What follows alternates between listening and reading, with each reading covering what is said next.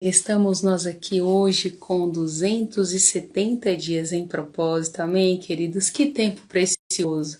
Hoje nós estamos rompendo aqui o Antigo Testamento. Você acredita? Pois é, nós estamos hoje no último livro do Antigo Testamento, que é Malaquias, capítulos de 1 a 4. Nós vamos daqui a pouquinho já dar aquele feedback, aquele resumão de tudo que está acontecendo aqui, tá certo? No livro do profeta Malaquias, um dos profetas menores também do Antigo Testamento, mais precisamente o último, né, queridos? O último profeta aqui do Antigo Testamento. Eu quero contar tudo para você o que está acontecendo aqui.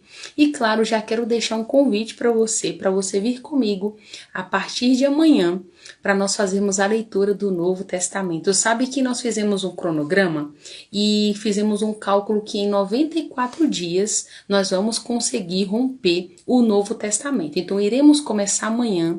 Olha que notícia boa, nós sempre vamos estar deixando gravados aqui as lives, então no melhor horário para você vai fazer esse compromisso comigo, eu com você e você com o Senhor e nós com o Senhor, para que todos os dias você esteja fazendo esse propósito conosco, e assim você vai conseguir ler de Mateus até Apocalipse, pegando toda a revelação de Deus aí, tudo aquilo que Deus tem para entregar para as nossas vidas, e com certeza, né, queridos, crescendo de maneira exponencial, porque essa é a vontade de Deus, que nós venhamos crescer, que nós venhamos realmente obter maturidade nele. E tudo isso nós vamos conseguir, sem dúvida, meditando na palavra. Amém? Então, todos vocês que estão chegando, sejam muito bem-vindos. Que Deus abençoe sua vida. Amém? O Sebastião tá por aqui. Seba, um abraço, meu irmãozão. Você é bênção demais. Madazinha também tá por aqui. Minha irmã que eu tanto amo também. Olha, e todos vocês, tá bom? Que estão tanto pelo Instagram, quanto pelo Facebook, também pelo YouTube.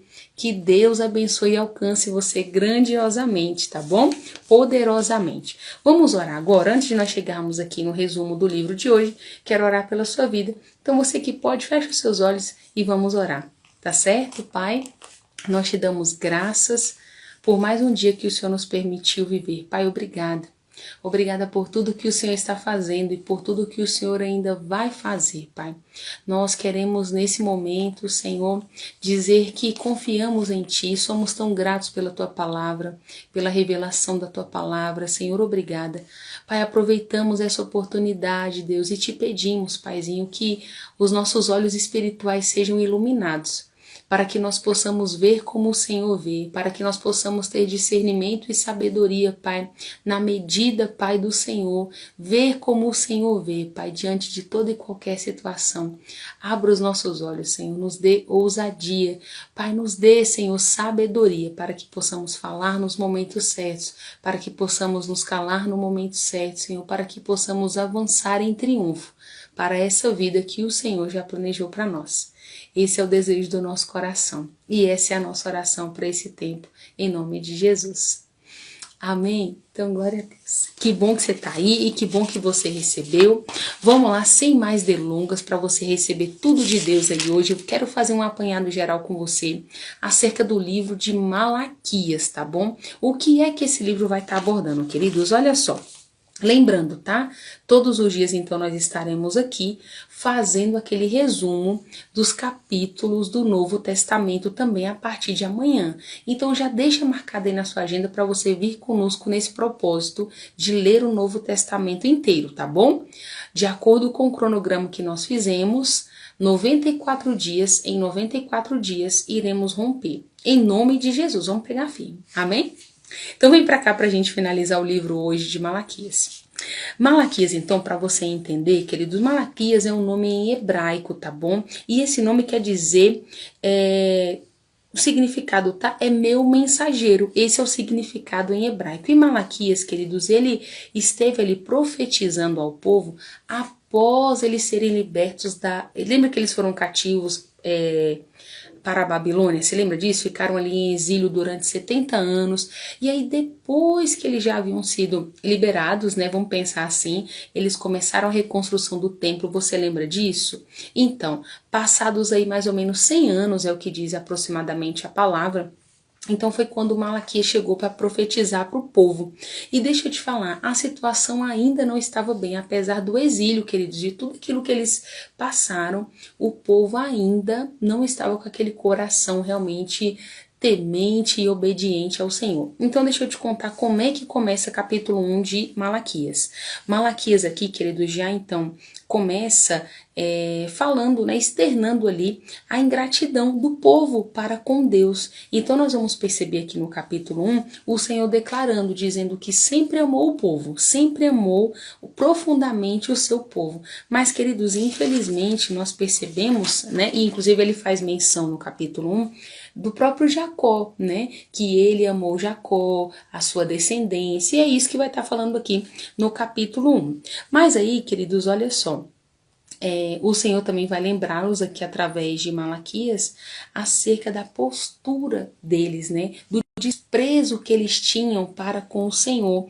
E aí, olha só, que tipo de desprezo eles faziam, queridos? Os sacrifícios que eles ofereciam, por exemplo, ao Senhor, eram sacrifícios impuros. A palavra vai dizer, queridos, que eles pegavam animais cegos, isso já no novo tempo, tá bom? Eles saíram do exílio, já estavam na Jerusalém reconstruída, pensa assim, para te facilitar o entendimento. E aí, como é que estava sendo a prática deles? Eles pegavam os animais impuros, cegos, doentes, roubados, que a palavra vai dizer que até roubados, né? Para oferecerem sacrifício ao Senhor. Você está dizendo, eu não estou entendendo como é que vocês estão fazendo uma coisa dessa, né? Parafraseando para você, o Senhor estava dizendo isso. Queridos, não bastando isso, até mesmo os próprios sacerdotes, só para você entender como estava. Lembra que os sacerdotes eram aqueles que apresentariam os sacrifícios e as ofertas, né? Ali no templo ao Senhor. Então, até eles, queridos, nós vamos ver aqui mais adiante no capítulo 2, que eles estavam pervertidos. Até eles estavam, assim, profanando tudo aquilo ali que estava acontecendo, que era um momento realmente sagrado, né? Para o Senhor, de acordo com a lei que ele havia estabelecido há muitos anos atrás, né? Desde ali de Moisés. Então nós vamos perceber o Senhor dizendo isso e o Senhor também declarando, dizendo, olha, eu já não tenho mais prazer em vocês, eu não tenho, né? E eu também não posso aceitar esse tipo de oferta. Então, queridos, o Senhor faz um lembrete, diz o seguinte, olha, o meu nome será respeitado em todas as outras nações e em todo o mundo oferecerão sacrifícios a mim, né, e o Senhor dizendo aqui, e ele dizendo, porque ele será respeitado, e nessa ocasião ele estava dizendo, ó, vocês não estão me respeitando, vocês não estão me respeitando, vocês na verdade não estão dando a mínima importância para obedecerem aquilo que eu estabeleci. Então, é assim que o Senhor finaliza aqui, capítulo 1 e 2, no capítulo 2, como eu já adiantei para você, nós percebemos o Senhor dizendo, né, que através dele, inclusive fazendo, queridos, olha só, que importante, fazendo uma advertência para os sacerdotes. Ele já começa no capítulo 2 fazendo isso, uma advertência aos sacerdotes. E aí ele vai dizer, olha, se vocês não mudarem o seu modo de viver, não derem glória ao meu nome, né? E aí ao invés de dar bênçãos a vocês, eu vou dar maldição a vocês. Na verdade, o Senhor diz, eu já amaldiçoei, porque vocês têm feito coisas, né, que realmente me desagradam e não têm levado a sério aquilo que eu coloquei como algo realmente importante para mim, né? Então nós vemos, queridos, aqui o Senhor falando que vai rejeitar os filhos deles, né? Dos sacerdotes pela conduta deles aqui.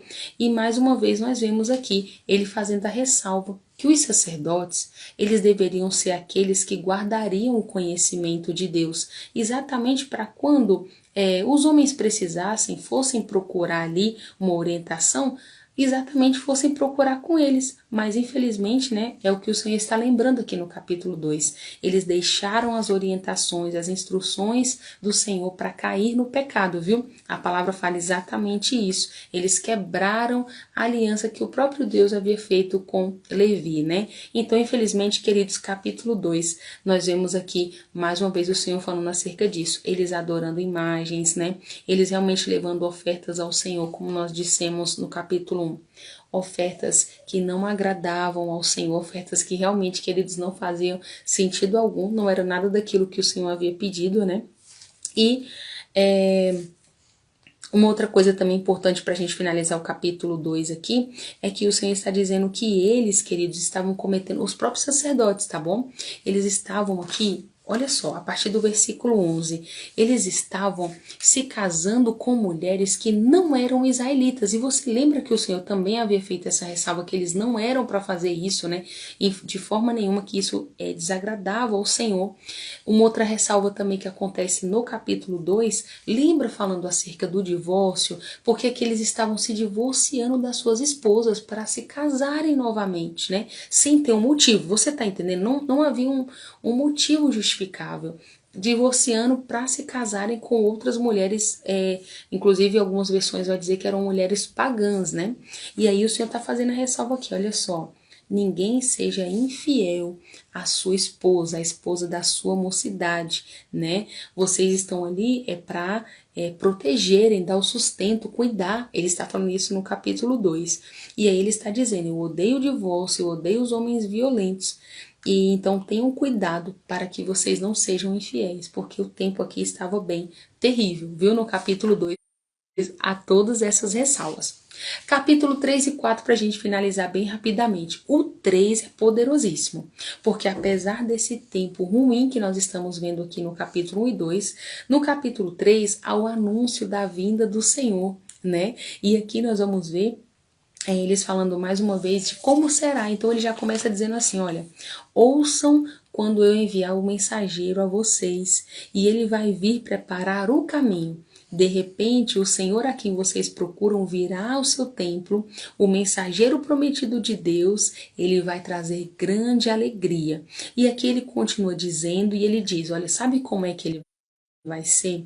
Ele é como um fogo que purifica o ouro, como um sabão que limpa roupas sujas. Ele vai se assentar e vai ser um purificador, né, da prata, vigiando com atenção até todo o refúgio que tinha sido queimado. Então, falando aqui, querido, acerca de como seria quando esse mensageiro de Deus viesse, né, queridos, e fazendo essa ressalva de como seria. E aí o Senhor diz, olha, eu sou Deus, eu sou o Senhor e eu não mudo. Ele está dizendo no versículo 6. E ele continua, desde o princípio vocês estão desobedecendo a minha lei.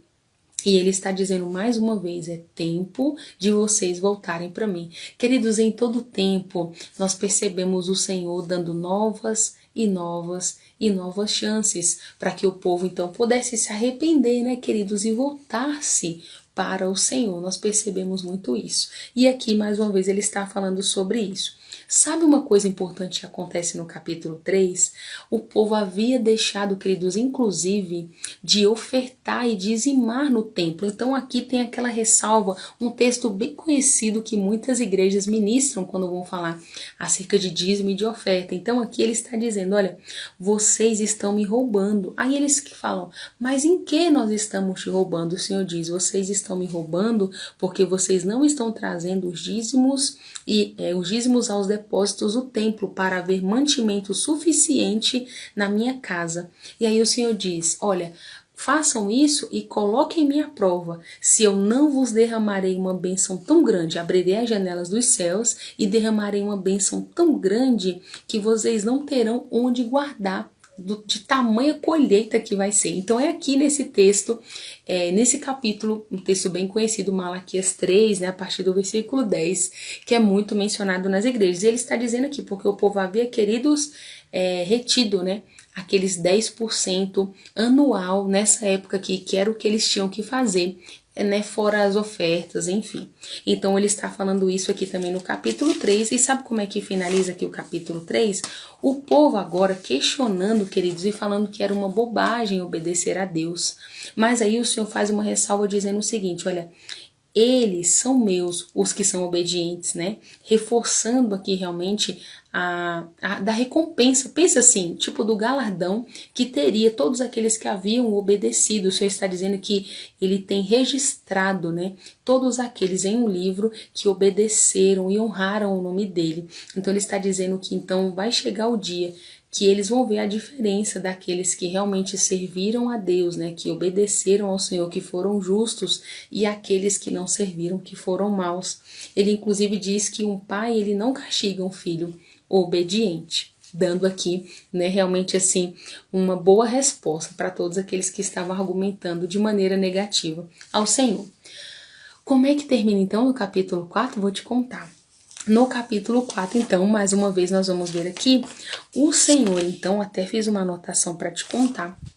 O Senhor, então, falando acerca daquele dia do julgamento que ia chegar, então aqui ele vai falar acerca disso, que o dia do julgamento está se aproximando, que os orgulhosos e os maus serão queimados como palha, né? Serão completamente destruídos, e mais uma vez reforçando acerca da obediência, dizendo, ó, mas para vocês os que obedecem, nascerá o sol da justiça, trazendo cura em seus raios. Vocês serão curados e saltarão de alegria e pisarão os perversos como se eles fossem cinzas debaixo dos seus pés. Amém?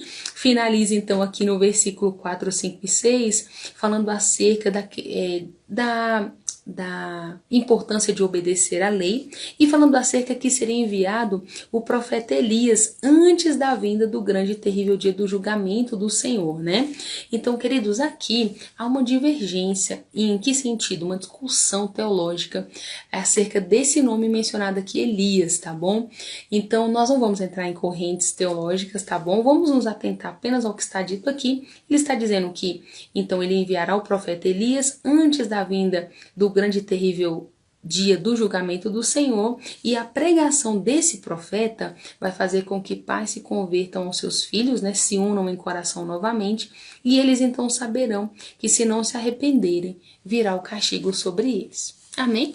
É assim que termina o livro do profeta Malaquias, tá bom? Então, queridos, olha, todos os outros livros, desde Gênesis até Malaquias, nós temos salvos aqui em todas as nossas contas mencionadas, né? No Exalando Vida, no Maiara Melo, Boas Novas, nós temos também no Facebook e no YouTube. Então, olha, onde ficar melhor para você a plataforma, siga assistindo, volte lá. Nós temos sempre ali no início do vídeo, nós deixamos o texto indicando quais são os capítulos que estão sendo mencionados ali. Então, dá para você fazer o seu estudo, dá para você pegar o resumão do que está sendo dito aqui, porque facilita bastante. Quando você for fazer a sua leitura, você já vai entendendo, né? A maior dificuldade que nós percebemos é isso. As pessoas às vezes desanimam em fazer a leitura da Bíblia por isso, porque elas dizem que é muito difícil o entendimento. Então, ó, tudo isso já ficou para trás, né? Nós estamos aqui buscando facilitar a sua vida para que eu e você tenhamos ter mais tempo de comunhão com o Senhor, meditando na palavra dele. Tá bom? Então eu vou ficando por aqui. Um grande abraço para você e eu espero você amanhã para nós então iniciarmos o Novo Testamento. Tá certo? Tchau, tchau.